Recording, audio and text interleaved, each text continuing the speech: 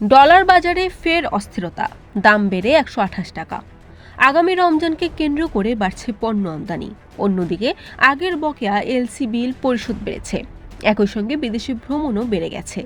ফলে যে হারে ডলারের চাহিদা সৃষ্টি হয়েছে সেই হারে যোগান তুলনামূলক কম। এ কারণেই অতিরিক্ত চাহিদা পূরণের জন্য ব্যাংকগুলো 120 টাকা ঘোষিত দরের চেয়ে কমপক্ষে 8 টাকা বেশি দিয়ে রেমিটেন্স কিনছে। ডলারের এই সার্বিক অবস্থার প্রেক্ষাপটে দৃশ্যমান এক নেতিবাচক প্রভাব লক্ষ্য করা যাচ্ছে খোলা বাজারেও। সোমবার বিভিন্ন ব্যাংক ও রাজধানীর মতিঝিল দিলকুশা এলাকায় মানি চেঞ্জার হাউসগুলোতে এমন তথ্য পাওয়া যায়।